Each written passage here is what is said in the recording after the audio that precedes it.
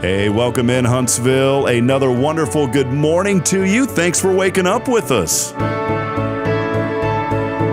What do you love about Huntsville? What makes this a great place to be? Everyone here is very genuine and very kind and friendly. You never hesitate to speak up and say hello or good morning or just acknowledge the person walking by.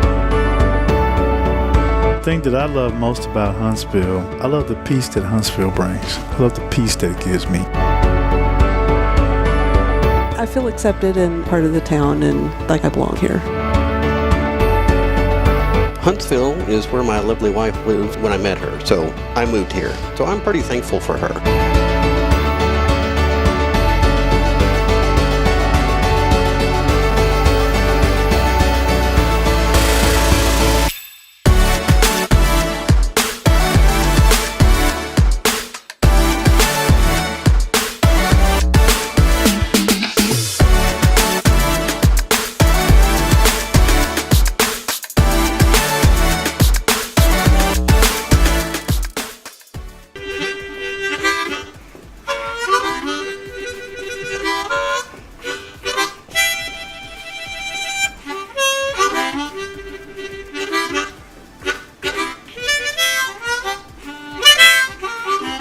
All right.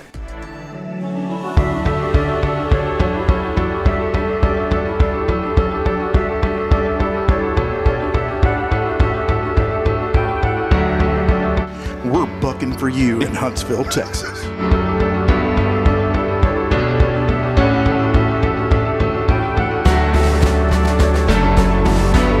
Hello, I'm Billy Coppin with Sam Houston Memorial Funeral Home. Hey, it's Kay Boning with Tomorrow's Promise Montessori Schools. Good morning, Huntsville. Good morning. Hey, I'm Karen. I'm Toy. And I'm Denise. And from all of us at Walker County Federal Credit Union, good morning, Huntsville.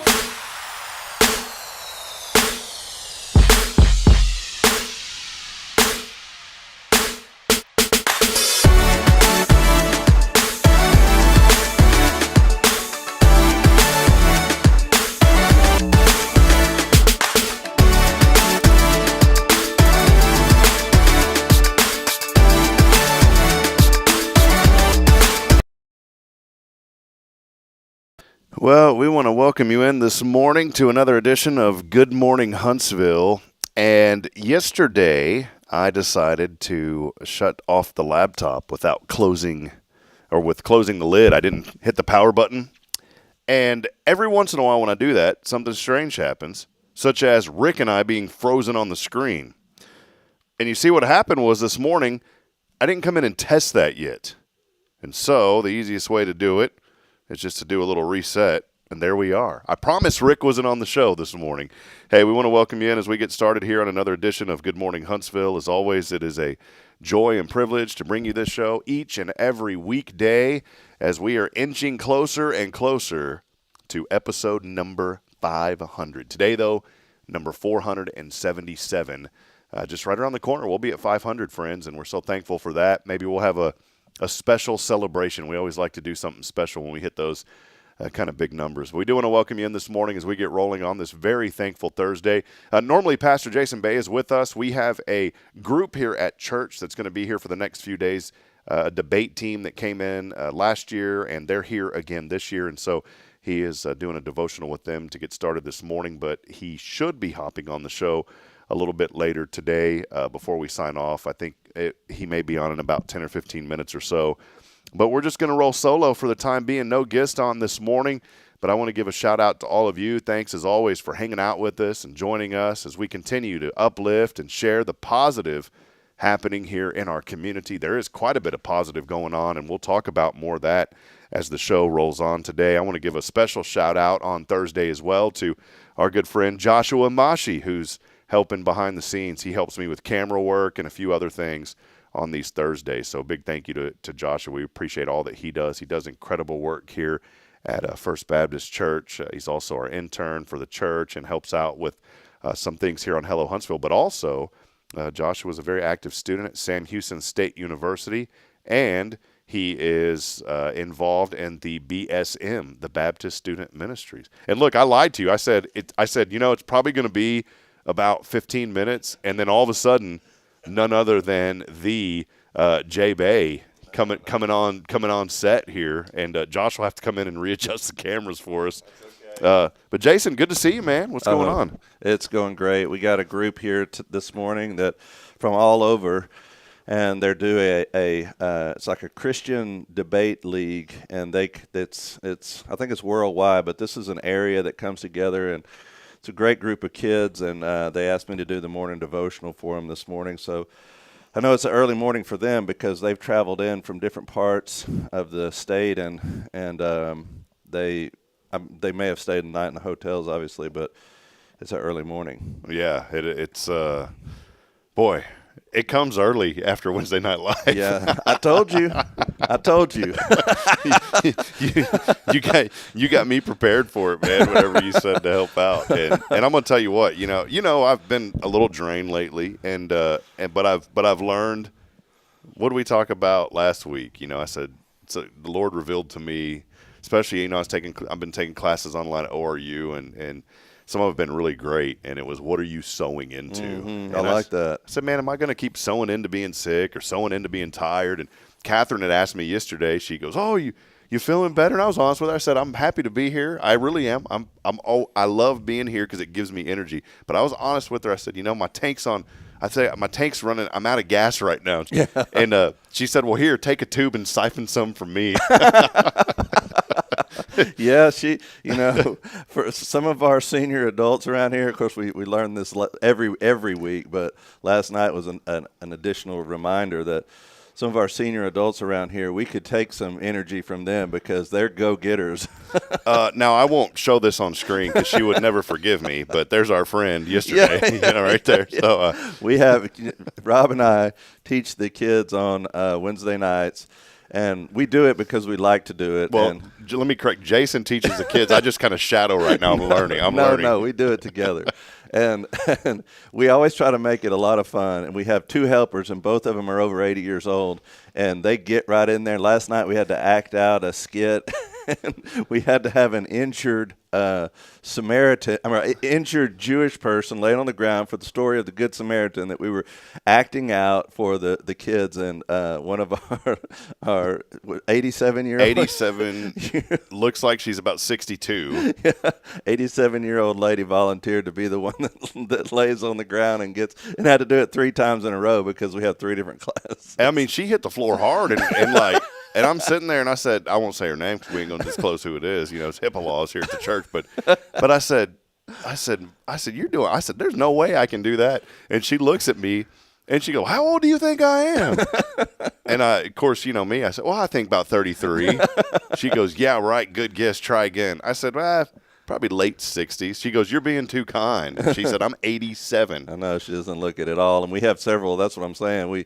When we get to the habit of wanting to complain, we just have to open our eyes and look around and see some of these others that put us to shame. There is only one thing. You know, there's always something everywhere you go, right? There's always that one thing that kind of that maybe bothers you a little bit. And I'm going to be transparent. I got the pastor here next to me. Here from First Bat, there's one thing about our church that's just always bothered me, Jason. What's that? There's some lying that goes on around here.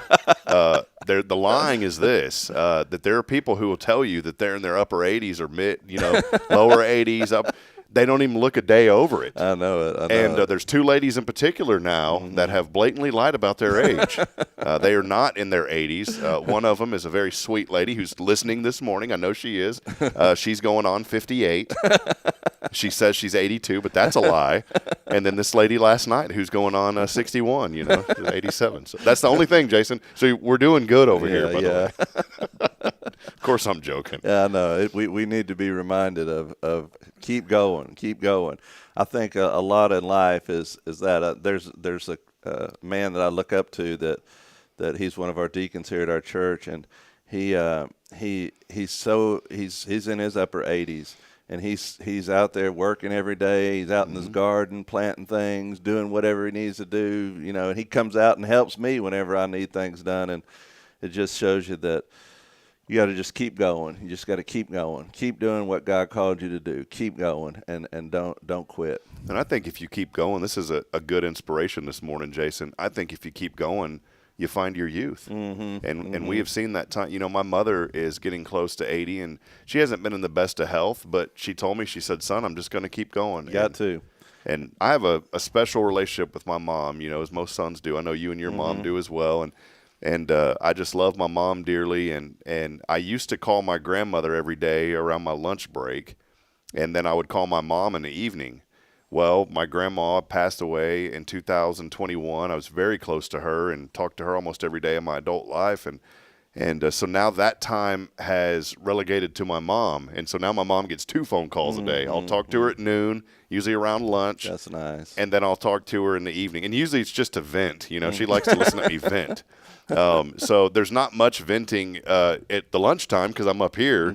But then in the evening when I'm tired and wore out after I've picked up the children, there's some venting that goes on that she likes to hear. So that's a good relationship, though. You need that with your mom. I'm a lot the same. I need to call my mom more often. She just lives right across the pasture from me, but sometimes we don't see each other as much as we should. Should open up the window. Mother! It's like that on The Wizard of Oz when Aunt Em is looking for Dorothy, and she goes, Dorothy! You just need to start doing that out the window, Jason. Exactly. See what happens. Check on her. Well, we do want to welcome you in. A lot of folks joining us this morning. Hey, do us a favor. Let us know you're out there. Whenever you like and share this broadcast, it really does make a huge difference. We've had several shows over the last 2 weeks now that have been well over 1,000 views, and it's just because of a simple share. There's so many new people moving into this community, into this area, and there's people who've been here their entire lives that don't even know that this show or our platform exists. And we're just letting it organically grow. We're not trying to force things to happen. Again, it kind of relates to what we've been talking about with the church. We're not trying to attract people on this platform. We're trying to transform people. And that's the same with the church. We've been talking about that I think if we focus on transformation, that good things will happen. And that's what we've been doing here at First Baptist. Not to say that there's nothing wrong with putting on community events and inviting people, but the focus is on the transformation, and that transformation in the church setting only comes through relationship with Jesus Christ. Praise God. There's a lot going on in our community. I don't know if you've hit on this yet, but our Walker County Fair is coming up on this weekend. Starts the rodeo Friday night and Parade Saturday. tonight. Parade tonight. Our church is going to be in it if it's not rained out. Seems like every year when we have the rodeo here, it's a professional rodeo. We're fortunate to have a PRCA rodeo in our area that comes to Huntsville every year. Some really good livestock and professional cowboys coming in. So get out there and support our fair because I know it makes a big difference. Whenever I was growing up here in Walker County, I showed all 4 of my years in high school here in the FFA at the Walker County Fair, and I was so thankful to have that place. It means so much to the youth of our area because that through FFA and through the fair organization, I learned so much about responsibility, and I learned the Robert's Rules of Order from the FFA organization. Learning how to conduct a meeting, and so I'll second that motion. Exactly. But and then all next week will be the different various shows. So check that out and be supportive of that, and go out there sometime and see the projects that the kids have worked on.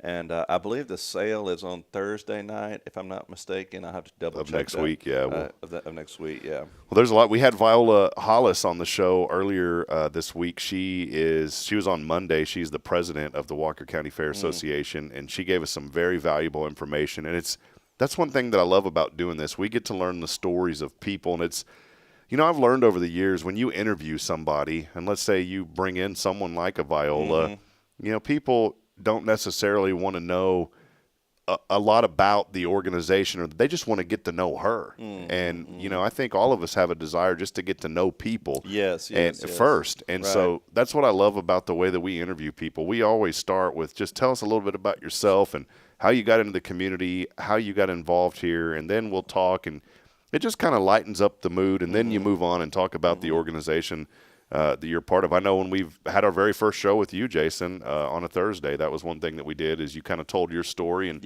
how you got into where you're at now, which, since the moment you were born, you said, I'm going to be a pastor. That's your No. Just the opposite. I wanted to ask you this because you graduated from Huntsville High School, right? Yeah, right. Do you have a Hornet Letterman jacket somewhere? Did you ever? No, I don't. You didn't get one? No, I never got one. I didn't get a class ring either, but I don't know why I didn't. I was involved in. I didn't play sports. But they don't give them for FFA. Yeah, they do. They okay. do. But I didn't get one. But I enjoyed my time at Huntsville. I really did. I was proud to be a Hornet, and I learned a lot. Some great teachers there taught me. And by the way, some of them are in our church. How great is that, My man? English teacher is here in our church, and I'm thankful for. Does she's like, I'm proud of you, Jason. I'm proud of you. Watch your grammar. yeah. Has she ever told you that? No. That's great.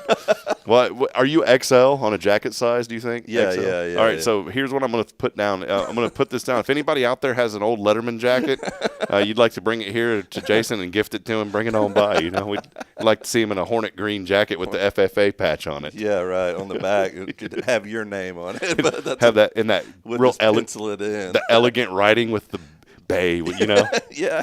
I never did get one of those either, man. I felt like, everyone else had one, and here when am I going to get a computer nerd patch?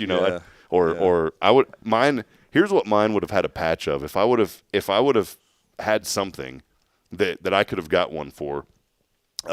One, it would have like a picture with big hair because my hair was out to here in high school. I have to show you pictures. So I'd have poofy hair. That'd be one patch. The next patch would be a computer with like a stick figure humped over it and his back's all crooked because that was me. The other one would be a patch of crooked teeth because I didn't get braces till I was like 27. So when I used to eat a hamburger, instead of having that crescent moon shape, man, that thing was it was jagged. It looked bad. So I'd have that patch. And then the other patch that I would have would probably be one of me, like a little character of me and the nurse, because I'd always go eat lunch with her. That'd be my patches. You're way too hard on yourself, Rob. No, I'm proud of that, though. That's good. Good. I'm very proud of it. You've come a long way. Yeah.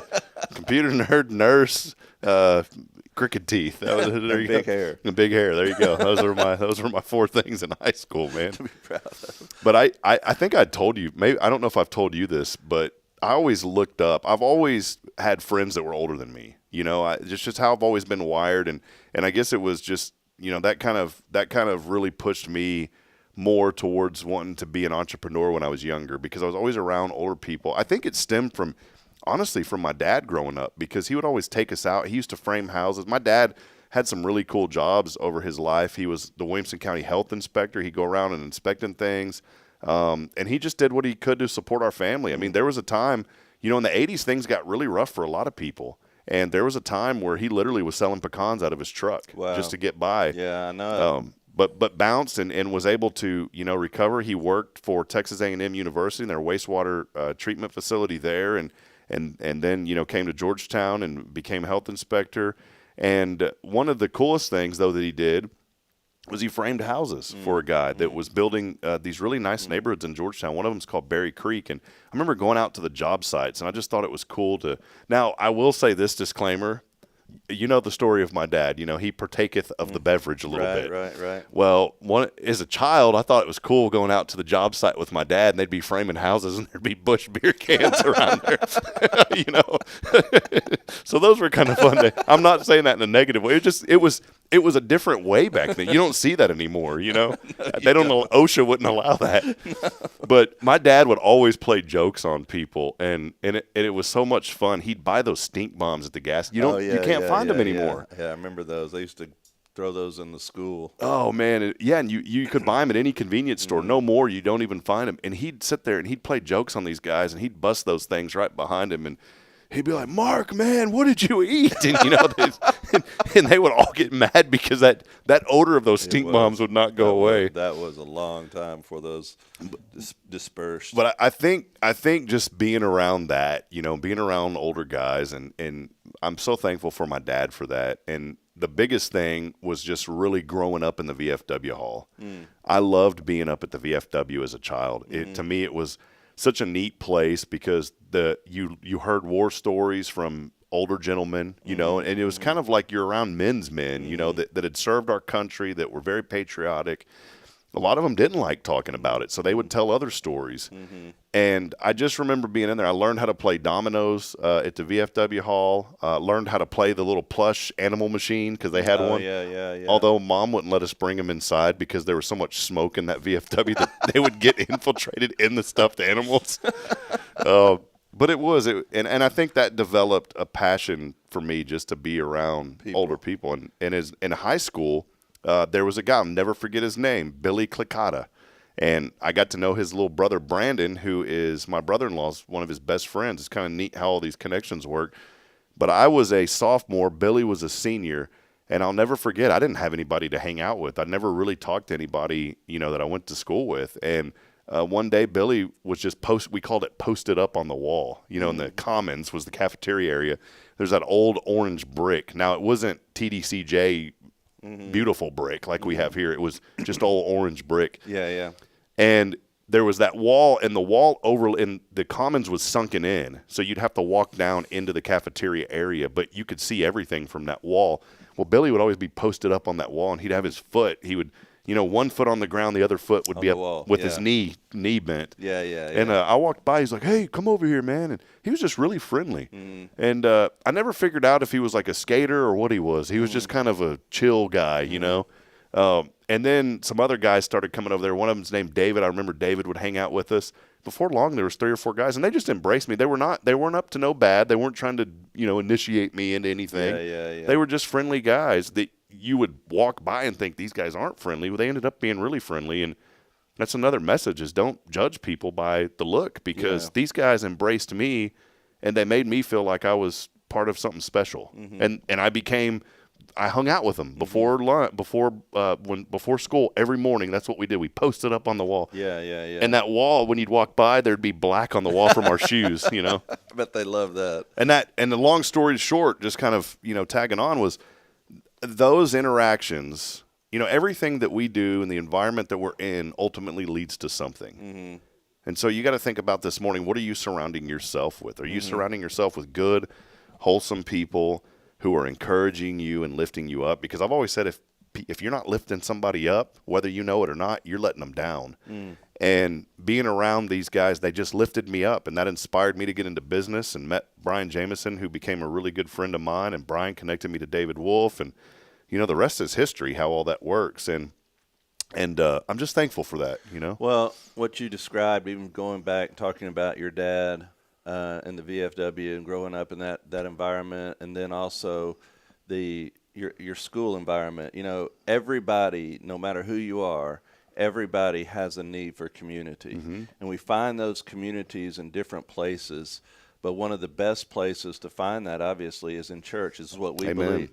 And, I mean, everybody has a desire for community, and that's why God made us for community. You know, God made us to desire, to want to have fellowship with one another. And so there's that natural desire when we're made, and we're going to find that somewhere. We're going to join a social club. We're going to join we're going to go to a bar. You know, we're going to hang out at different places because we need that social interaction. And to me and to you, we find that in such an exponential growth of that aspect in church. I want to read this passage of Scripture real quick. This is what we've been studying. We've been talking about kingdom culture in our church. God created the church, the first church, when the Holy Spirit came down and the church was initiated. That was the church, the ecclesia, the called out ones there. That was the beginning of it. Now think about all of our preconceived notions of what church is today. Just me mentioning church on here probably gives some people that are listening viewership drop. Just you have in your mind what church is. We all do this, you know, from our childhood or from nostalgic times or from bad times, you know, something we experienced that was negative in the church. We all have these preconceived notions of what church is. But in order to get an accurate view and strip down those traditions and all those man-made things, we need to really go back to the Scripture. And this is what the very first church, this is what it says about them. Now all who believed were together and had all things in common. They sold their possessions and goods and divided them among all as anyone had need. So continually, daily, with one accord in the temple and breaking bread from house to house, they ate their food with gladness and simplicity of heart, praising God and having favor with all the people. And the Lord added to the church daily those who were being saved.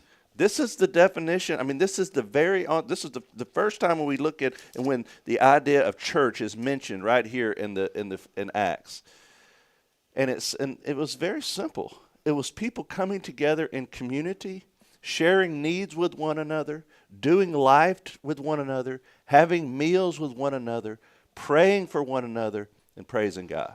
Yeah, I think there's such a heavy, and I'm not saying this to knock anyone anywhere because we all have ways that we engage. Yeah, but there's no perfect denomination. No, there's this, it's almost like you feel like there's this urgency that you've got to have this and you've got to do this and you've got to do, no, just community, just bring people together and allow the Holy Spirit to work. Amen. And He will. And you know, one of the things that I've de-emphasized here is our denominational distinctives, you know, even everything that makes everybody distinct and divides them up. When really what we ought to do is major in the majors, you know, focus on the things where in the Scripture that draw people to unity and draw people to Christ. In our day and time and the environment that we live in, the way the church is in America today, we need that. We need unity of the believers, people coming together and having all things in common. There was something yesterday, and you know, you unintentionally put me on the spot because I was thinking about this, and I'm horrible at remembering things. But there was a verse in Philippians that I was reading yesterday during our staff chapel about, you know, how we're called to come together. And I think, you know, in life, we need to focus on the things that bring us together. Yes. And maybe this morning there's something that's been conflicting in your life that's separating you. I joked around, but it was the truth. There was an issue back in the day of, you know, my dad and uncle. And I've talked about it, and my dad wouldn't mind me sharing it because they reconciled, but it was over a transmission.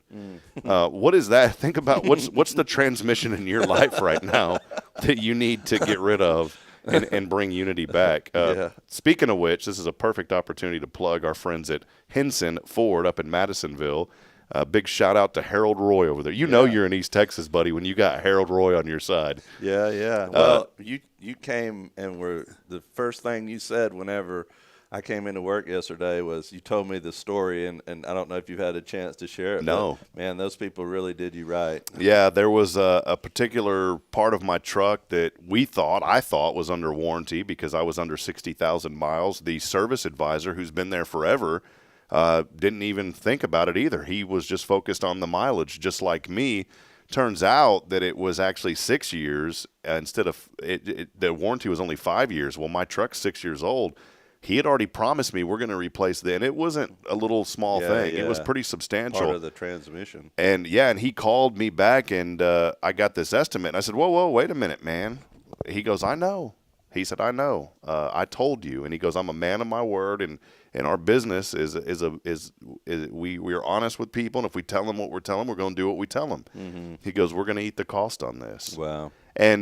And I said, well, man, I'm sorry, you know, that this happened. He goes, yeah, me too. He said, obviously he wasn't too thrilled about it, but he was a man of his word. And I'm going to tell you, that business has made a lifetime customer for me for doing what's right. My dad always said, your word is your bond, and that's the only thing you've got. And if you lose that, you lose all credibility.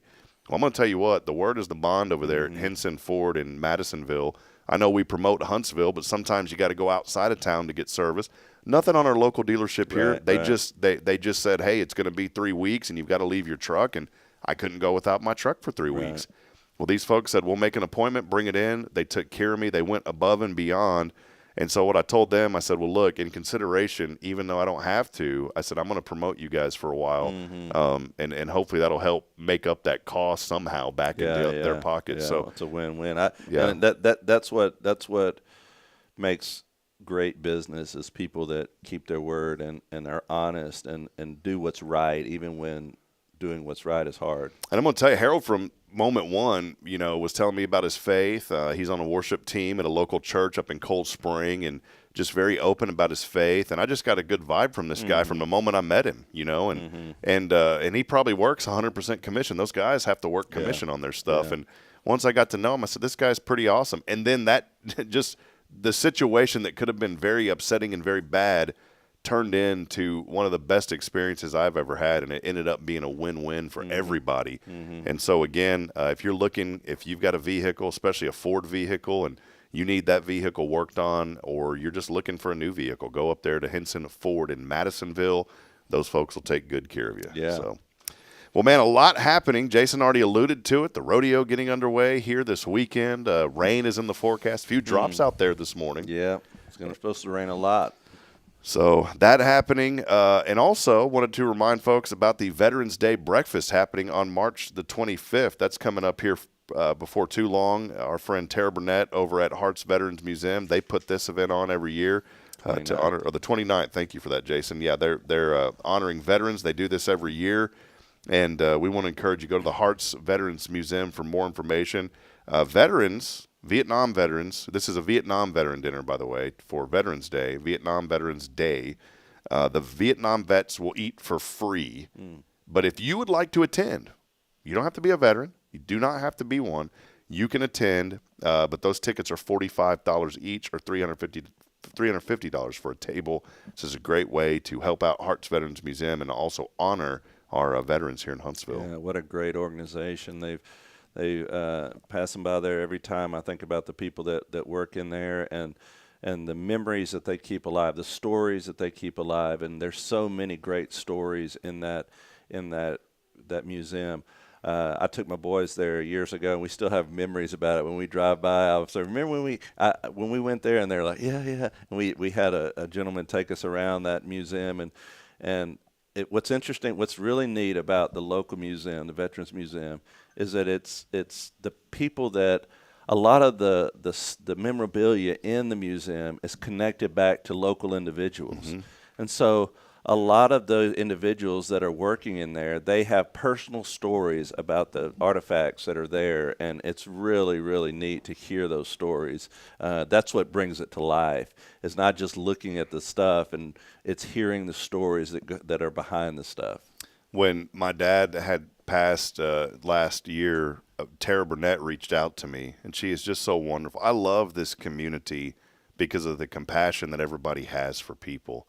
And if you're one of those that, well, I don't sense that, well, you're just not looking. You're not getting off your couch, because it is everywhere here in Huntsville. It really is. And you don't have to be on a show to get that compassion. I've seen it from people at the store. Just the other day, I was at HEB, and there was a lady that needed help, and 3 or 4 people came and helped her. This community gives back in such tremendous ways. Well, Tara had reached out, and she said, hey, I heard about your dad, and I know that he's a veteran. If you want to bring anything to honor your dad, I'll put it up in the museum. And we just love that connection here in Huntsville. And I'm sure, since you were born and raised in this area and went to school, you probably have seen it your entire life about how much this community cares about others, not just others, but especially our veterans. Yes, it is. And like you said, it truly is a community that is so generous, and anybody that has need. I mean, we've seen it here time and time and time again. We've had stories after stories of people that have come, that disaster has happened. When the flood happened last year, well, it was in May last year. Remember when we had the flood, and people poured out their love to go help clean out homes and provide places for people to stay, to provide vehicles for cars that were ruined. Let me tell you one thing that happened to me recently, just to show you. This month has been an incredibly difficult month in lots of different ways, but financially, we've had a lot of things hit at the same time. You know how that happens. My daughter has to have her wisdom teeth cut out. Insurance doesn't pay for a lot of that, and we've had that bill come in and another bill.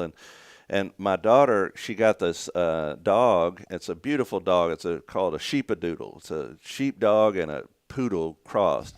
And just the most loving dog, and we got it for her birthday, and it's 7 months old now, and we noticed that when he would walk, he wouldn't put as much weight on his back legs, and so he was kind of crippled in those back legs. And so I told Kim, and it seemed like it was just progressively getting worse. So I told her, I was like, well, we have to take him to the vet and see what they say. And so she took him to the vet, and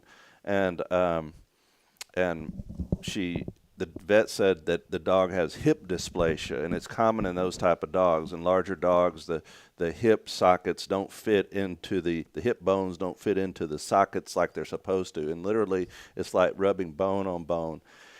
And so they told us that to fix that, it would be $6,000 to fix that. And of course, I don't have that kind of money. And so I told Lily, I was like, well, I don't know. We'll just have to see. We'll have to raise the money, or we'll have to do some odd jobs. And she did some odd jobs and raised some money. And in the meantime, Kim was calling around, and she called around and found another vet. And that vet said that they would do it for $1,700 per leg, so one leg and then the other leg. And I told Lily, I said, well, she asked me, she said, can I do one of these GoFundMe things? And I was like, well, yeah, you can do it. But then I didn't realize that she really couldn't do it because she doesn't have a bank account, and it's got to be set up through your bank account, so that when you get the money, or when the money comes in, you can get. So I said, well, just put it under mine. So we put it under mine. And in less than a week, she's already raised $800. Wow. And it just shows you how the giving people are in the community. I was just blown away. I mean, I didn't know that people would help like that, especially for a dog, and there's so many other needs. Yeah. But it's just the love of the community that always willing to give back. And that was just my personal experience. But this veterans this Vietnam Veterans Day dinner and things like that is so much more important than a dog, but it's everything has value, and I think that our community is just one of a kind in its generosity. There's a lot here at First that many people don't realize, and one of them is we have a group called the First Stitchers. These women are incredible. They love to quilt and sew, and they do such a wonderful job. And I think it's important in a church to have something for everyone. I know that we talk about we want to transform people, not attract people, but you do have to have things that people want to get involved in. And so we have that ministry here, and these ladies do such a wonderful job. They put together quilts for veterans. We do that once a year. Every year. And then not only that, they do it for all of our graduates of high school that are going to college, or going anywhere, college or career or whatever. Every graduating senior of our church gets a handmade quilt and a Bible that we give them. But they not only do that, they do it for cancer patients that if they hear about somebody in the church that's going through treatments, they'll make them a handmade quilt. But they're such giving women. But it just shows you no matter what your talent is and what your ability is, generosity is not defined by how much money you have in the bank. Nope, not at all. It's how you give of yourself, give of your time, give of your talent. Maybe you have a certain talent that you could give back, but I think Huntsville is literally one of a kind when it comes to those types of things, to generosity. When you need people to step up and help, they step up and help. We saw that with the McKenzie family. Whenever we, what was that, a year ago when we started raising money for them, and overnight we had people calling and giving, and it was just amazing. But that's the way this community is. One final thing, staying, talking about veterans and giving and helping and those kind of things. The Honor Cafe officially opened up yesterday morning, 7 a.m. They were busy all day long. Great food over there, breakfast, lunch, and go by and see them. I'm going to talk to Billy. He normally picks the restaurant, but I'm sure he wouldn't object to this. We do a restaurant report every Friday at noon, or almost every Friday, where Billy will pick a place, and we invite you as the audience. Maybe you've never went with us, but mark your calendars now. We are planning on, I'm planning. Billy will probably say, okay, I'm not getting into his thing. But we were planning on eating at the Honor Cafe on Friday at noon. So come and join us for the weekly Billy Coffin restaurant. I saw you posting on that the other day. Where is that located? Right next to the Big E's. And it's veteran-owned. They honor veterans in that business. Yeah. And so it's really neat. I know right what we're talking about now.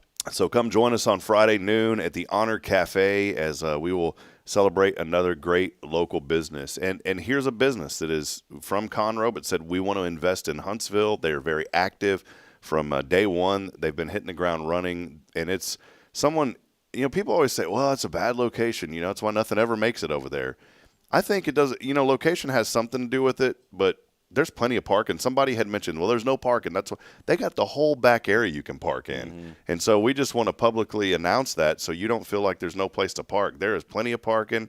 The Big E's is right next door, so it's super easy to get to.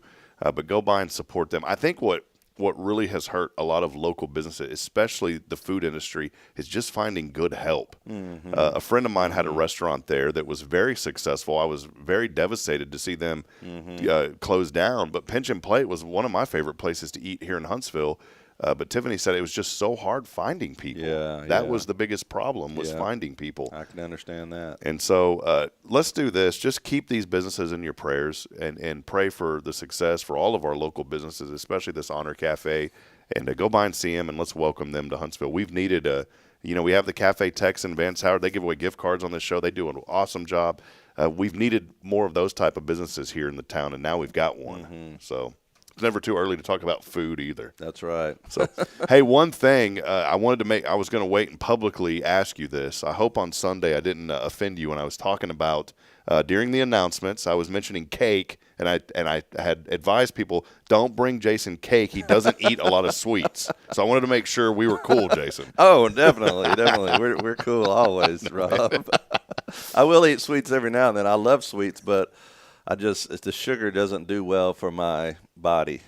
So you're not a big cake guy. What about cheesecake? You like cheesecake? I like cheesecake. I like pie, too, like chocolate pie and stuff like that. That's kind of my go-to. I've got hooked on these. They're called, again, my brain. I'm really worried about forgetting simple things that I've known. There's a type of, it's not the bubbly. You got me interested in this. Oh, when you were talking about the is it bubbly? It's poppy or something like that. Yes. Yeah, I bought that the other day because I did that article on it. We saw it the other day, and I didn't realize they're like $1.50 a piece. Well, the sodas that I looked at Kroger. Yeah. I've just got turned on. I love HEB. We always went there, but I just got turned on to Kroger lately. And it's just convenient for us being on that side of town. It's super easy to get in and out of. Especially with that bridge gone. Yeah, it's gone, the old Smither Bridge. There's another kind of soft drink there, and it starts with an O. And I've been getting this now, and I just can't think of what it's called. But it uses natural sugars, natural sugars and things. I've seen this. The fiber content is through the roof. It's like 38%. And there's one that and it's carbonated. And when you look at the ingredients, there's none of that weird stuff in there. And it tastes really good. I try to do the flavored carbonated water. I can't do it. I tried. I tried really hard. My son loves that. And if you do the flavored carbonated water, the only way for me to make it taste good is you've got to get it with like the aspartame in it. There's just those sweeteners are the only thing that make it reasonable for me to drink. Well, this certain brand of quote unquote soft drinks, boy, I've really gotten turned on to them. They have a root beer one. The fruit punch is my favorite. They don't taste bad. They don't have a bad aftertaste. And when you look at the label, there it is. Yep, Kyle knew. Everyone's chiming in. There it is. Olipop. That's it. Olipop. Boy, I love those Olipop drinks. The problem is it's 3 for $7 at Kroger. Wow. I want a 12-pack for like $5. Where can I get one? Yeah, I know it. They're not cheap, but you're right. You're right. It's worth it though to get something that's a little more healthy for you. I think cutting those things out, and I really need to cut out the artificial sweeteners because I think I'm addicted to artificial sweeteners as well. Cutting that out, I think would help me too. Well, friends, we're going to take a brief break. Jason's got news you can use when we come back. We do want to thank you for being here with us this morning. Continue to comment in and let us know. And let us know what your go-to healthy drink is. Comment in and let us know. Let us know if you like the Olipops. You never had an Olipop, have you? I've seen them. I have not had one. Well, I'm going to bring you one. All see right, if you like it. So you always drink the really healthy ones. Yeah, that's right. That's what I said, the artificial sweeteners. It's killing me. Hey, you're not going to be happy with me, by the way. I eat we ate at Chili's yesterday. Well, then last night, Bridget was at a birthday dinner when she got off work with her sister. I had the kids here. And so I was like, man, I really don't feel like putting anything together. So I had ordered a Papa John's pizza as soon as we wrapped up. And I went by and picked it up. Well, I ate too much of it. Dude, I got back on the scale. You know how I've been losing weight? No, it's back. 249.2 this morning. after I was at like 245. Somehow it's came back in 3 days. Oh, no. And I've been riding my bike. Mm-hmm. I don't know if a heart rate of 170 is okay. Does that sound okay? I mean, it sounds kind of scary. It does sound high. My watch turned red, and it was like flashing. Slow down. Literally, it was like flashing red. I had, in our neighborhood, if you go around this little loop where our house is, it's like almost a mile. It's like 3/4 of a mile. And it very gradually goes up, so that's easy. And then there's this huge drop that's a ton of fun to go down. In fact, my watch said I was going like 28 miles an hour. 28 on a bike, and you're like this. No kidding. I had a severe bike accident when I was in fifth grade that literally took the skin out of my lip and my jaw. You could see my jawbone down here. I'd have it all. It was about a 6-hour surgery to repair it. It was not 200 stitches when I was a kid. And 200 stitches. Yeah, it was not good. I'll have to and I have pictures of this back in the day. But the reason I bring all this up, I'm ever since then I wasn't like a huge fan of riding a bike anymore. What happened was a wheel popped off while I was riding it, and my face goes into the dirt, and that was night kitty almost, But so I'm sitting here on my bike going, and I was like, I better slow down because I don't want anything to happen again. I keep having flashbacks of that when I was in fifth grade. But what I'm getting at is there's this very steep hill. And I guess some people just want to move into certain areas that they'll just build a house anywhere. If you live on that road that I'm talking about with that steep hill, I'm not knocking you, but why did you build a house there? Your house, it's like the road's like this. The houses are down here, and the driveways are like this. Oh, man. I did 3 laps. I've been attaching the kids because I have one of those cool little, I get to be one of those cool dads now with that little trailer for your bike. Oh, you got the trailer. I got the trailer, awesome. man. Well, the trailer adds another 50 pounds because Braylon's like 30 and Caden's probably 20. It's a 2-man trailer. It's a 2-man trailer, All yeah. right. The kids love it. Me, well, whatever. I'm the one pulling them. It's not easy. That's cool. So I didn't have them on the other night, though. The first 2 nights I did. The third night I didn't. And so I ended up, and it was just me. Bridget didn't go with me. So I ended up going around that little loop 3 times. So it was about 2.5 miles. Well, the first 2 times, especially with the kids, I can never get up that hill. I go like 2 feet, and then I have to get off and walk my bike up the hill. Well, I pushed myself, and by myself, I made it to someone's driveway the first time and the second time. The third time, I said, man, I'm going to do this. And brother, I got after it. I was holding the handlebars like this, like I was doing a pull-up, like I was trying to pull and it like stretched my sternum. I was feeling some chest pain, but I made it up that hill, and I pushed myself. So there's some more inspiration for you this morning. If you don't think you can do it, you just push yourself. That's right. And I said a prayer. I said, going. Lord, help me up this hill. And I made it up that hill. Praise the Lord. So I've been getting a little exercise, but it's obviously not working. Because it's working. I've gained 5 pounds again. Well, you can't. You got to look at the long term here. Well, we'll step aside. We'll take a break. Many people are joining us, and we will be back in a moment. Stay with us. More to come. Hey, I think I've got one more Cafe Texan gift cards. And all you got to do is text in. Rodeo. Text that in on the 0 Degree Creations phone and text line at 936-339-0139. One more gift card is all I've got for this month, so it's your final chance to win Cafe Texan here in March. Text in Rodeo along with your name on that 0 Degree Creations phone and text line at 936-339-0139. We'll take a brief break. We'll be back in a moment with more. It's news you can use when we come back. It's of course, our Thankful Thursday is brought to you by First Baptist Church, a harbor of hope here in our community. Visit us online at fbchuntsville.org. We'll be back in a moment. Stay with us. More to come on Good Morning Huntsville. The church should be transformational. And maybe you've never been to church, or maybe life has left you feeling lost, but Jesus says, come to me, all you who labor and are heavy laden, and I will give you rest. At First Baptist Church, Huntsville, a harbor of hope, we're not trying to fit in with the world. We're here to help you step into something greater, a fresh start, a new life in Christ. Join us this Sunday at 10:45 and see what God can do in your life. Visit fbchuntsville.org. Hope is here, and we're saving a seat just for you. Loving Jesus, loving people, side by side. In this harbor of hope, we are safe inside. Looking for the perfect office space? Drive success with premier office spaces in Huntsville at Huntsville Executive Office Suites. Raven Property Management has moved in and we're on site ready to give you a tour at 2503 Lake Road. Whether you're a startup, small business, or an established company, our Class A offices provide the professional environment you need to thrive. Flexible leases, modern amenities, and a prime location. This is where business gets done. Execute your success today. Visit HuntsvilleWorkspace.com to schedule your tour. Hey, I'm Denise Olivas, Business Account Specialist at Walker County Federal Credit Union, and our business is helping you take care of your business. In addition to personal accounts, Walker County Federal Credit Union also offers business accounts and business lending for commercial customers. We're devoted to taking care of the needs of our individual members and helping our business members with their financial success too. Call us today and find out how easy it is to work with Walker County Federal Credit Union. Member NCUA. Hi, I'm Billy Cawthon, manager of Sam Houston Memorial Funeral Home. We know times of loss are tough, and you need a place to feel comfortable and cared for. At Sam Houston Memorial Funeral Home, we pride ourselves on being with you during those really tough days. You can rest assured that we will be on your side and by your side every step of the way. Thank you for your trust. Sam Houston Memorial Funeral Home, supporting families every day, every step.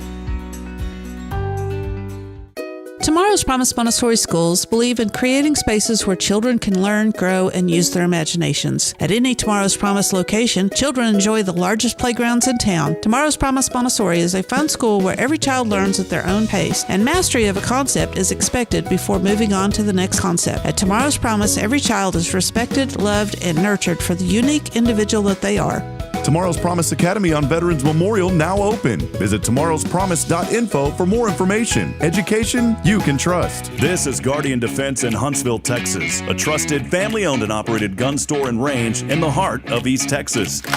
Guardian Defense is your one-stop destination for Texas LTC, NRA basic pistol and rifle courses, pistol refresher training, as well as a wide selection of quality firearms and ammunition. At Guardian Defense, empowerment is within reach through their Texas DPS-approved license to carry classes. Certified instructors will guide you through every facet of firearm safety, conflict resolution, and the pertinent legal aspects. Book now to become proficient and responsible in handling a firearm with complete confidence. For the eager learners, the fundamentals of pistol and rifle usage await discovery in their comprehensive 8-hour NRA basic courses. You're invited to connect with Guardian Defense on Facebook and Instagram, or give them a call at 936-293-0364. You can also visit them online at guardiandefensellc.com. Guardian Defense, your reliable partner in mastering firearm safety and acquiring quality firearms in the heart of Texas.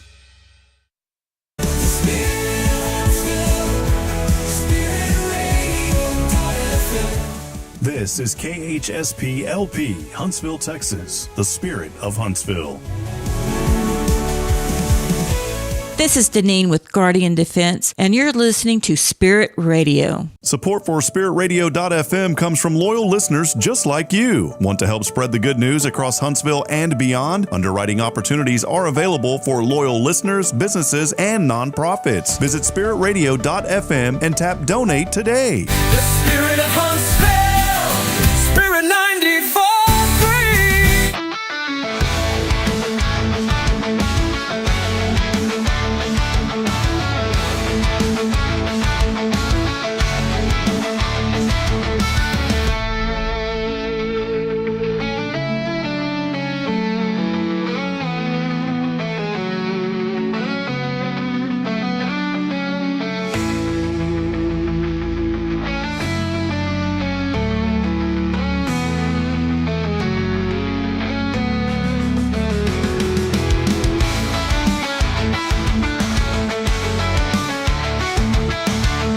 Friends, back as we continue on this journey here this morning. Thanks for joining us on another edition of Good Morning Huntsville.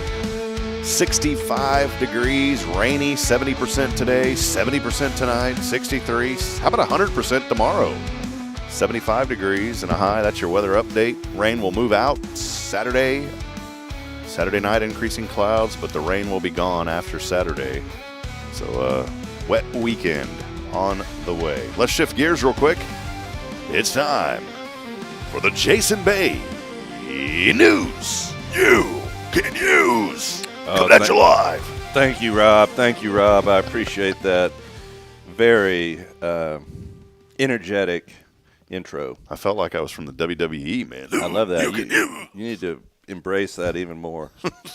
Well, we do have some news you can use, some things that can bring up discussion in your home or workplace. Lots of things going on in our world. We always try to stay away from the most covered stories, and we like to kind of go page 2 a lot of times. But we talked about this a couple of weeks ago. You actually said that you had I think it was a family friend that went on a cruise that somebody Pirates came? Yeah. So this is becoming a thing now, and this actually is on Fox News. And the title of the article is Cruise Passenger Allegedly Warned to Turn Off Lights as Ship Sails Seas Known for Piracy Threats. And a lady that was on one of these cruises reported and recorded them saying this. It said, "We will be operating at a heightened level of security alertness during this period," a woman said over the intercom. "During hours of darkness, only essential open deck lights will be on to reduce the ship's external lighting. We also suggest you turn off your stateroom lights and close the curtains in your stateroom, bedroom, or bathroom," the cruise worker said. So this is something that obviously is catching the attention of a lot of people, not just, I mean, you actually heard that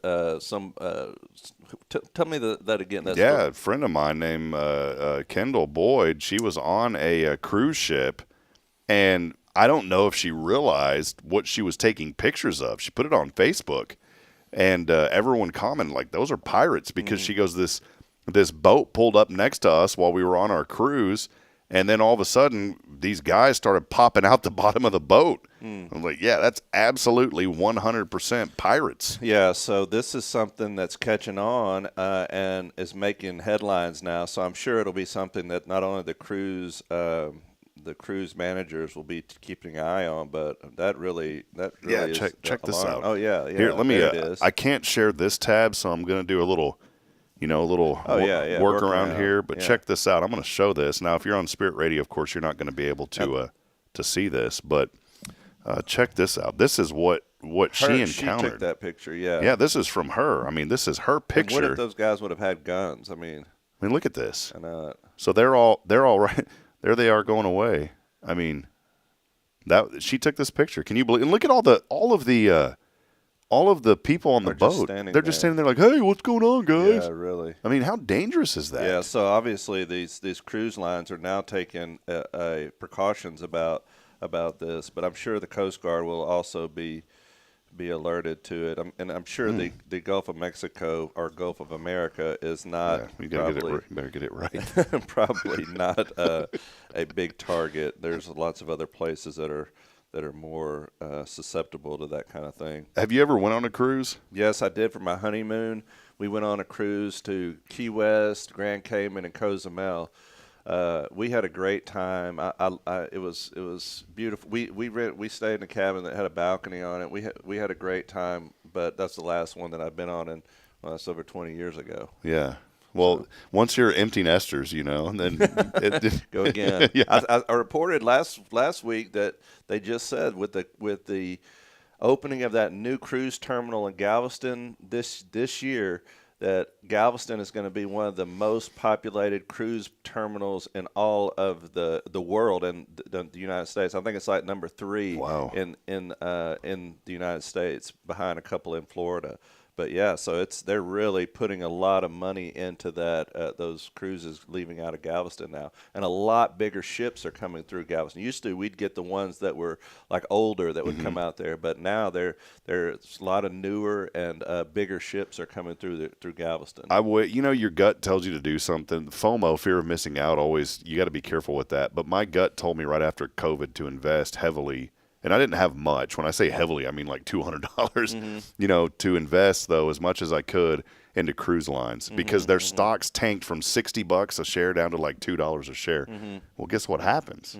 All of those stocks went way back up, and I wish I would have put money into it. After COVID, that probably bottomed out, huh? Yeah, I mean it did big time, and now they've all rebounded. So speaking of our rodeo, a few weeks ago they had the Houston Livestock Show and Rodeo, and I don't know if you heard about this, but on the way back after the rodeo was over, they were moving some steers from the livestock show to Dallas, or north of Dallas. They were transporting these about 50 steers towards Dallas, and they got out on 45. Did you hear about this? No. Yeah, they over 24 of them escaped, and they were running around on the freeway out there. They had to get the sheriff's department out there to help load them back up, and they got all the cattle loaded up, and they reported. They came on the news, and they reported that they had gotten all the cattle back on the trailer. Well, when they got to the place where they were unloading them, they realized that they still have one missing. Oh, no. Where was this at again? On 45. Wow. Yeah. So, I mean, I would have hated to have been on the 45 that day. No telling how much backup there was. Who let the cows out? Moo, moo, moo, moo, moo. Yes, absolutely. All right. Another thing, you know how your one technology leads to another technology, right? Yes, sir. Remember all the NASA stuff that was going on, and then we benefited with even like the remote control is an example of a NASA technology that was implemented in the everyday. Velcro, another big one. Yes, Velcro. Tang. Yeah, Tang. The orange juice. Yeah. Okay. Well, there's a brand new one, and it has to do with your phone. Okay. Because the phone, over the time, one of the things that they've developed in making the phone, the smartphone, is thinner and thinner pieces of glass that are stronger and stronger. So the article in the Wall Street Journal this week says a piece of glass thinner than a credit card could solve America's $25 billion energy problem. And so they're using the technology in the iPhone or the whatever. Probably Android. Probably Android. But they're using the technology that they develop to make sturdy glass in the phone to now implement that in homes. It's the brand new technology is just now coming out that these are going to be so energy efficient. They say that the cost is about 20% more than the standard energy efficient windows, but installing them could bring in big energy savings for those that retrofit their houses and put these new windows in. So if you're thinking about putting new windows in your home, you may want to wait a little while and look into this type of glass. Because this type of glass, which is called Gorilla Glass. That's the ones they put in the phone. Yep. Is the type of glass that they're making currently to make new windows for homes that are going to be almost just as efficient as the insulated wall. Wow. There's only one group of people that are not happy about this. Who's that? The energy companies. That's right. Well, they'll just go up on the prices. That's all. They're still going to get their money. Yeah.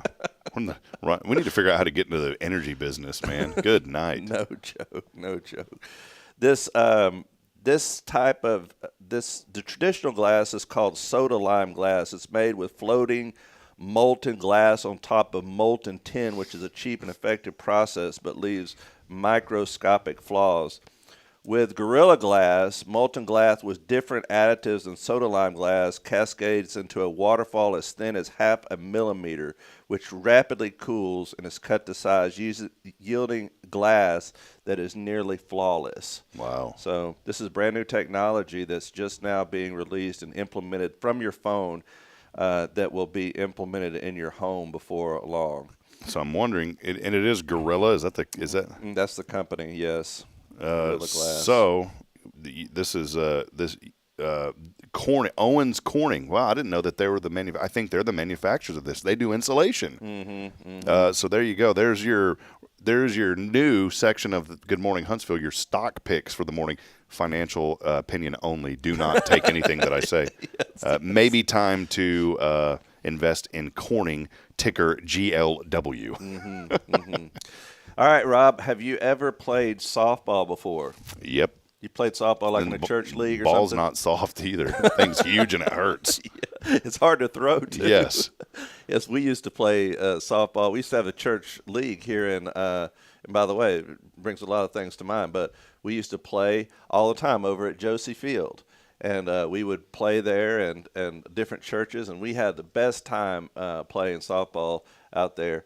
But in Tennessee, this college softball pitcher recorded the fastest college softball pitch in history.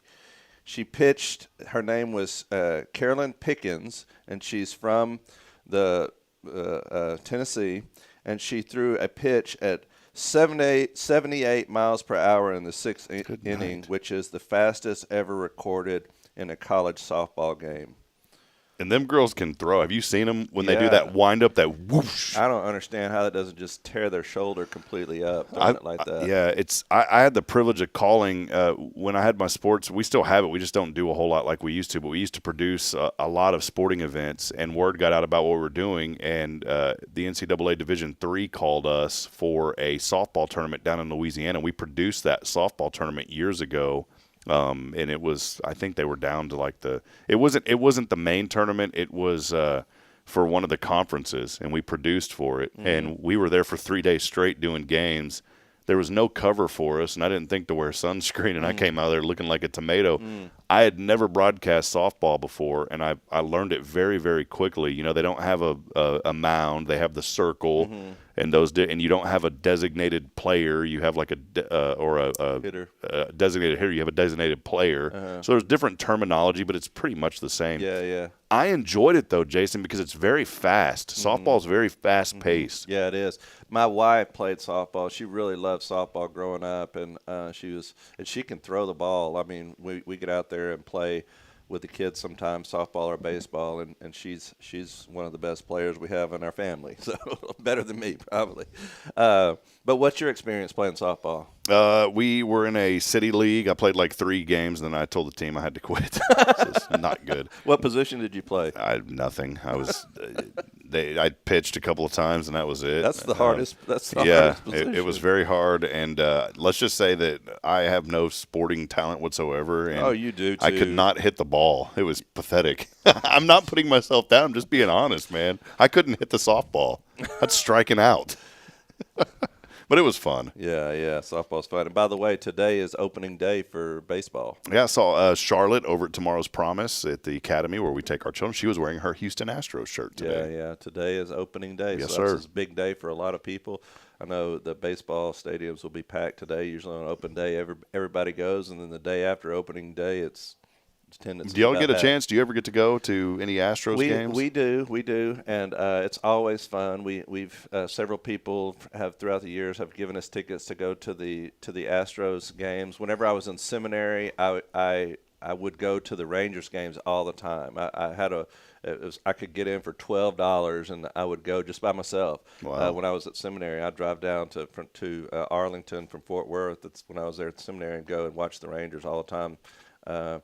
But I like to watch baseball. It's a slow-paced sport, and it's one of those that you can just kind of relax. And sometimes if you have a big family like mine, it's hard to keep all the kids entertained. But they do a pretty good job in at these different facilities of making it entertaining throughout. I was imagining you when you said you went by yourself. Now, I know you didn't have any adult beverage, but I can imagine you wearing one of those hats with the straws. And you've got like Dr. Pepper in it and a big hot dog. Was that you? I'm just kidding, man. That would have been me. that would have been me if I had a whole bunch of money, because one hot dog is probably like $10. It's like, hey, it's the price of the ticket. Yeah, we have to sit out in the parking lot and eat grilled cheese sandwiches. It's funny you mentioned that. Back in the day when I had my IT company, we had bought we leased a van, and it ended up being normally leases aren't a good idea. and we leased the van. It was a good deal, and we were able to buy it outright at the end of the lease, and we ended up paying about the same price. It was a really good deal for us. But I had one of those Econoline vans, and it was a work van, so it didn't have any windows in it, and the inside of it was completely empty. And we built a workbench in there, and we do mobile computer repairs sometime out of that van. It was really neat. Well, I had the bright idea when the Cowboys had opened up the AT&T Stadium, at the time Cowboy Stadium. We went, and we couldn't afford to get in, but we could, because the parking was $80 just to park. And so we brought a big, and this was before the flat panels got light. So we had this old plasma flat panel, and I brought that plasma flat panel, and we had chairs, and we literally drove all the way there to tailgate. We just drove the van, parked it there in the parking lot. We had a bunch of hot dogs, ton of sodas, my buddy Justin and I, and one of them little grills, little portable grill. And we just cooked hot dogs and ate them and watched the game on the TV when the stadium was right across the street. Hey, that's saving money, brother. I'm right there with you. It was fun, though, yeah. All right, this is another article from People Magazine I thought was pretty interesting.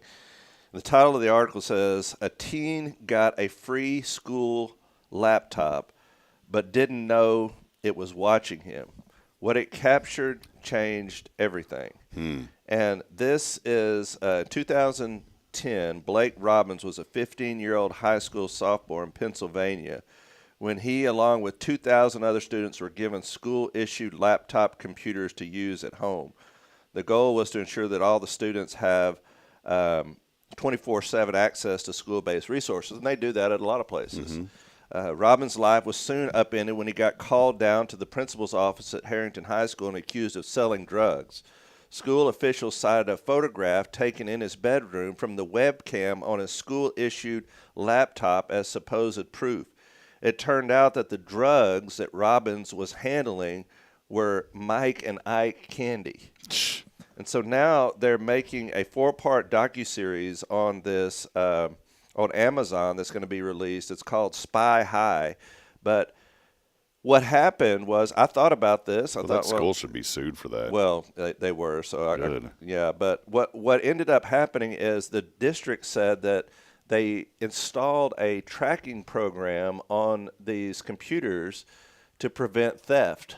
And what the tracking program would do is it would take photos every 15 minutes, and they were used to find lost or stolen computers. It was used 42 times during the 2009-2010 school year, and over 56,000 webcam images were captured through the laptops issued to the students. The Robbins family settled this case for $610,000. So, but I wonder, this is one school district that got this software. There's tons of others. That's what I was going to say. How many other school districts, because the company can't survive just selling their software to one school district. So how many other school districts use a software similar to that? And the incompetence of the people, I'm just going to be honest, that is pure incompetence of the people, whoever voted this to allow it to happen. Somebody somewhere had to say, yes, we support this. And here's my charge. If you, and we have great leaders here in Huntsville, if you want to run for public office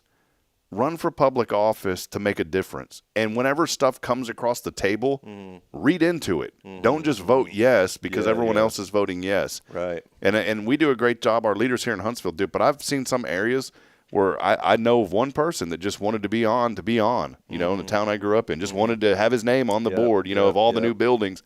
And I asked him, I was like, do you ever read through? Well, I don't read through all of it. Well, read through it because this kind of stuff is what's in the papers that you don't know what's going on. Yep. And I know a lot of people, a lot of people on that camera on the back of the put tape over it and stuff. Put tape over it. I used to make fun Bubble of gum them to do it, but I guess it's smart to do because I guess there's really no way of knowing whether it's recording or not. I think, does it have a light or something on there that comes Some on? of them. See, Geek Squad got in trouble with this, and I'm not, saying this to sabotage Geek Squad, but they got in trouble for it when I had my IT company because we heard the story that that one of the technology guys at one of the Geek Squad computer repair places, he was purposely installing spyware on computers he would work on, and he was taking pictures with the camera. He got in obviously a ton of trouble, as he should have. Yeah. Well, they should have known. I mean, my gosh, even if they thought the kid was selling drugs. I mean, to use a camera on, especially a minor, to use that as evidence, they should have had enough common sense to know, ooh, this is walking on shaky ground here. I think that there's going to be more, even though this was 14 years ago, that there's going to be more that's going to come out of this. Yeah, well, there's a whole new docuseries coming out on Amazon about it, and which bring a lot more attention to the issue, I'm sure. Texas Monthly has an article, and the title of the article is "Can You Buy Yourself a Longer Life?" I've heard about this. There's a growing trend in medicine, and it's a scary, scary trend in my estimation. And the growing trend is concierge medicine. Have you heard of this? Mm-mm. It's basically the medicine specifically tailored to those that have enough money to afford it. And you can pay extra. You pay for these clinics, and there's an Austin-based health optimization chain that plans a national rollout as interest in the industry, and they're trying to define themselves. But basically what it is there's a whole article on this in Texas Monthly this month, but it's about this idea of concierge medical clinics focused on preventing problems before they occur in people that can afford it. If you pay money, you go to these clinics and they help you. It's already around, but it's a shame that we have to divide people and their access to medicine based on how much money they have. Yeah, I'm not a fan of that, and I especially will absolutely not be a fan of it if insurance ever gets involved. Boy, that would be devastating. Well, and I sent you a video of this. This is from People Magazine. This is a video that went viral over this past week, and the title of the article is "Brutal Brawl Between Alligator and Crocodile Caught on Video at Florida's Everglades National Park." Video footage taken in Florida shows the alligator and crocodile hissing and snapping at each other on a crowded park sidewalk. So I know, Rob, that you've always been interested in if a crocodile and an alligator went at it head-to-head, which one would win? Which one do you think? Well, let's find out. All right, hit it. Why don't you give us a little play-by-play here? Which one's the alligator and the crocodile? The crocodile is the one that's standing more upright, not the one that's up on its feet. The crocodile also has a more pointed snout. The one on its belly is the alligator. Okay. So that's how you tell a difference between an alligator and a crocodile. See, the crocodile is the more aggressive one right now. So the alligator's on the belly, the crocodile's up top. And you can see that the alligator is kind of slithers around on its belly more, and the crocodile stands more upright on its feet, like that. Wow. Yeah. So you see them going at it. I mean, they're really. I mean, there's a lot of pressure in those bites, and they're biting each other on the mouth. Oh, look at that! No, got a little injury there. Yeah. Watch him. Does he get him? And he keeps going, and you see the alligator now is retreating into the into the pond that's behind those shrubs. There you go. Yeah. So I couldn't give you play-by-play on that. Man, you were doing a great job last night, though, in our play-by-play on the Good Samaritan. I loved it. Here on FBC Live, coming at you.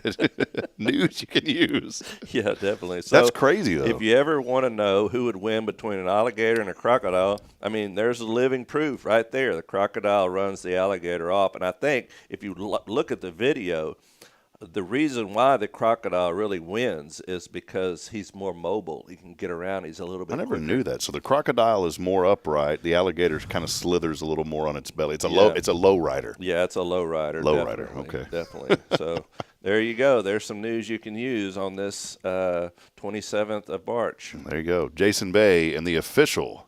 You're not going to get it anywhere else. News you can use. Absolutely. What do we have next week? Stay tuned in. All right, for more. We'll take a brief break. We're going to call our winner. Thank you, Jason. Always an entertaining segment. I love the news you can use because it kind of gives us some updates on some things. Definitely. From page number 2. We'll step aside. We'll take a break. Hey, final opportunity to text in keyword rodeo to win those Cafe Texan gift cards. Text it in to 936-339-0139. We'll be back in a moment. Stay with us. This is Good Morning Huntsville. The church should be transformational.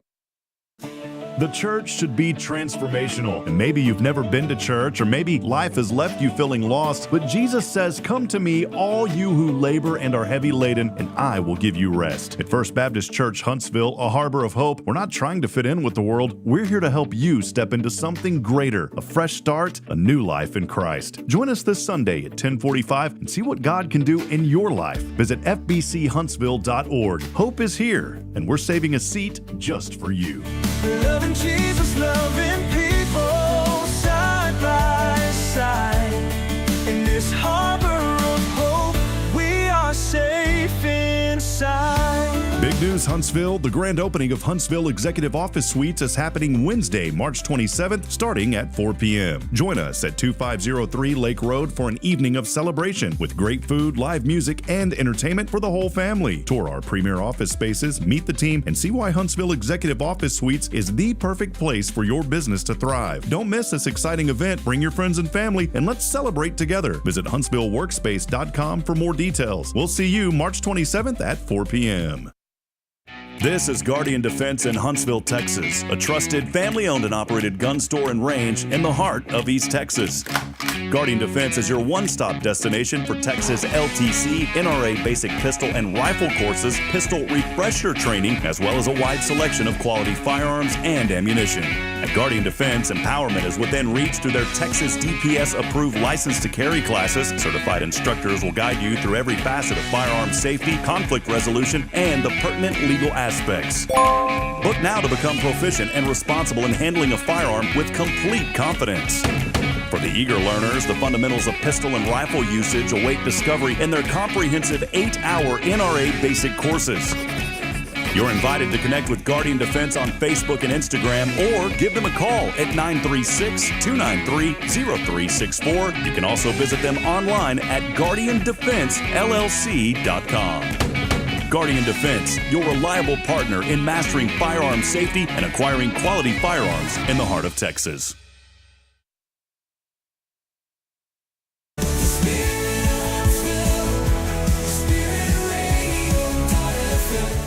This is KHSP-LP, Huntsville, Texas, the spirit of Huntsville. Support for SpiritRadio.fm comes from loyal listeners just like you. Want to help spread the good news across Huntsville and beyond? Underwriting opportunities are available for loyal listeners, businesses, and nonprofits. Visit SpiritRadio.fm and tap Donate today. Spirit of Huntsville, Spirit 94.3.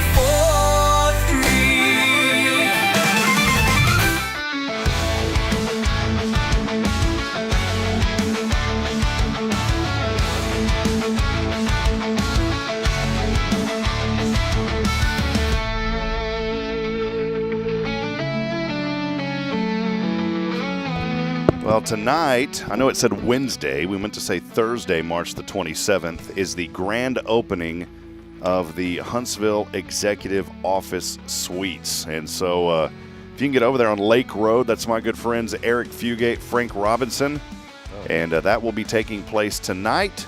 Again, the grand opening for the all-new Huntsville Executive Office Suites. There's going to be fun for the whole family. And you can go to that first and then go to the rodeo afterwards. That's right. So, the rodeo is not till tomorrow. The parade, though, tonight is what I mean. Yeah, I keep saying rodeo, but the parade, yeah. So there is a lot going on here in Huntsville, and we want you to be a part of it. I wonder what the parameters are on whether they, whether it's if it's raining and stuff, do they continue to have the rodeo, or do they postpone it, or how does that work? Yeah, if anyone out there knows the answer to that, let us know. I was looking at the Walker County Fair Association website, and as of now, there's no updates that they're not going to have it. So apparently the rodeo is still going on. The rodeo. You're going down to the rodeo. Did you ever have any ideas? You know, I knew you grew up, with the ag background. Did you ever want to be a bull rider? Oh, yeah, I did it, actually. Did you really? Yeah, we had over in Trinity, whenever I was going to high school, there was a cowboy church in Trinity that on Wednesday nights you could ride over there, and they had a little church service, and then after church service they had some bull riding that you could do. And me and my friend, we'd go over there every Wednesday, and we did it. Now, the bulls weren't like PRCA type. They were more slower, but they were bucking bulls, and it was fun. We had a great time out there. That was a good church. We enjoyed the people out there. They were so nice to us, and of course, things like that can't happen anymore. I mean, the liability would be out of the roof if you try to do something like that today, but we enjoyed it. One of my favorite movies was 8 Seconds. Yeah, that was a good Tough movie. Hedeman and Lane Frost, man. That was a really good movie. I enjoyed that, too, back in the day. My favorite scene was when he had Kelly up on that – Kelly, he'd always say Kelly. He had Kelly on that hilltop, and he said, I'm going to build you a house up here, Kelly. Remember that when he's up there on the horse with her? Do. And I remember, I was single at the time. I was young, and I thought, man, one day I'm going to have me a Kelly. And I do. I got me a Bridget. So now I never was able to, ride on a horse with her and take her to this beautiful property overlooking the sunset, on 1,000 acres. But, yeah, that was a good movie. That was good. Let's head over to the 0 Degree Creations phone and text line. We got a winner today, Jason. Great. If they answer. If they don't, you and I are going to eat. This is that European phone. Oh, yeah.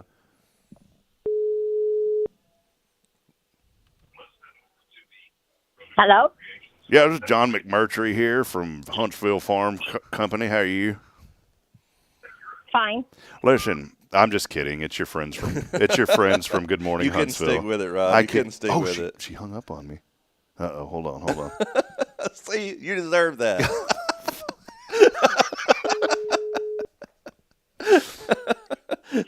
Vicki, this is Rob from Good Morning Huntsville. I shouldn't have joked with you. I'm sorry. I was going to mention you.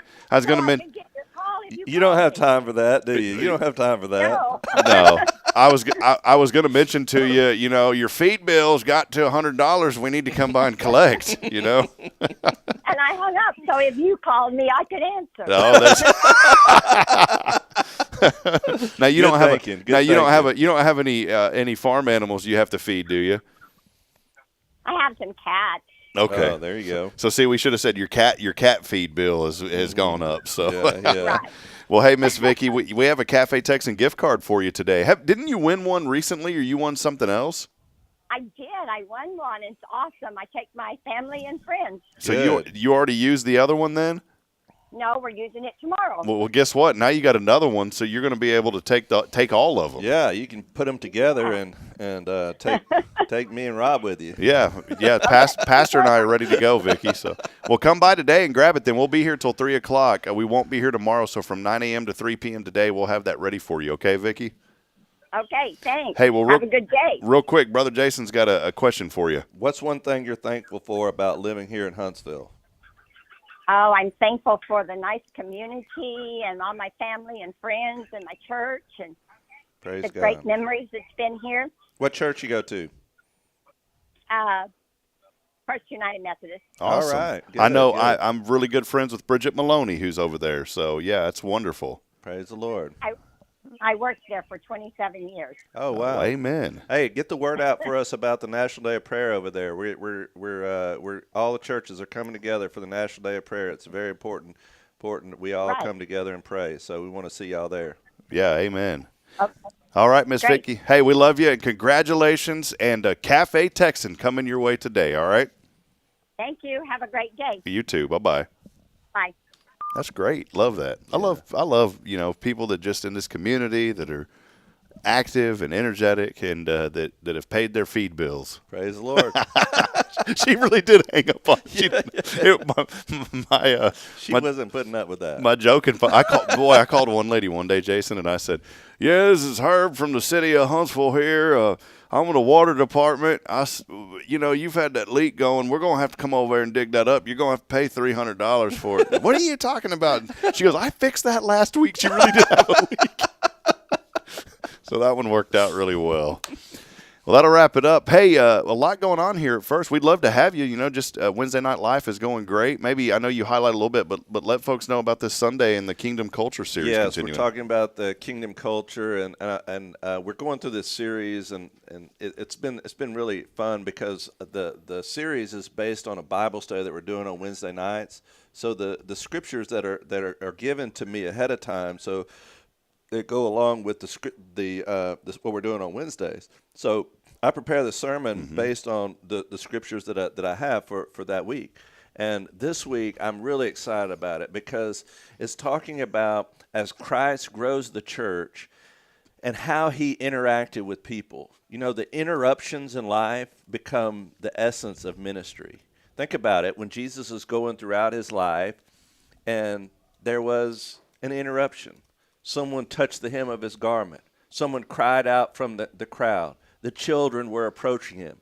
It was the interruptions in life that became the access to do ministry. Now think about that, how it applies to our lives. We look at the interruptions as just that, interruptions. But maybe the interruptions in life are the opportunities to really do ministry. Maybe ministry is not what we plan. Maybe ministry is what happens along the way. Maybe ministry is like when Jesus is going from here one town to the next, and he has to go through Samaria, meets the woman at the well, the interruptions. And I think when we view life like that, it gives the opportunity for Christ to do the ministry, to do the work, the Holy Spirit, to transform people and grow the church. When we view those interruptions as divine opportunities for God to do ministry. Amen. Well, that's a great word, and come on out, be a part. Bible study gets underway at 9:30, service at 10:45. Jason will get you out by noon. That's right. But come and be a part of it. And I'm going to tell you, the way that things have been, you don't want to leave at noon. There is so much. This is my favorite place to be during the week. In fact, you know, Jason Thompson and Deneen love coming over here, and Jason was telling me the other day, he goes, I just love being up there at that Praise church. The Lord. He Praise said the so Lord. positive, and that's what it should be. That's the way the church should be. A harbor of hope, a sanctuary, a place you go where you can feel peace. And that's what churches should be. That's right. And we have our own theme song here. I'm going to get Alan to sing it, though. I AI'd it. This harbor of hope. Oh, yeah. I like that. Yeah, we'll get Alan to sing it, though. It'll be better. Catchy. Well, come see us. We'd love to have you again, the Harbor of Hope here at First Baptist. More information is online at fbchuntsville.org. Hey, a reminder tonight. I want to show this on the screen, and those of you on Spirit Radio, I'll talk about it. But one final reminder tonight. You are invited to the grand opening. Bring the kids. Go before the parade tonight. This is the Huntsville Executive Office Suites grand opening. This is on Lake Road. You'll find it's the big, beautiful white building. Used to be the big doctor's office. They've renovated the entire building. And this is a perfect opportunity to take tours of these new executive office suites. Maybe you've got a small home-based business. You're looking to have a more professional image. You can do that at Huntsville Executive Office Suites. There'll be live music, tours, food, music, much more this afternoon, starting at 4 p.m. there, 2505 Lake Road. So don't make dinner plans. Go to the office suites tonight. Well, that'll wrap it up here with Jason Bay. As always, I'm Rob Hipp. Thanking you so much for being a part of this program. We'll be back on tomorrow with Billy Cawthon, Sam Houston Memorial Funeral Home, and our friend Terry Coleman back in studio this week. And she'll be talking more about the Rotary. Sound like some like Looney Tune character. Rotary.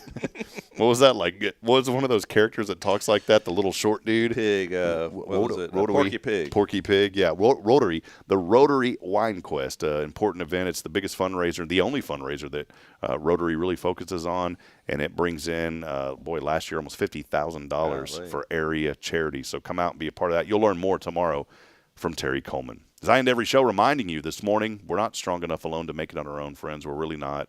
Please provide a word of encouragement. Lend a hand to support somebody out there I guarantee needs you today. We'll see you at it tomorrow, 7:30. Good morning, Huntsville, and God bless. Thank you, Jason. God bless you.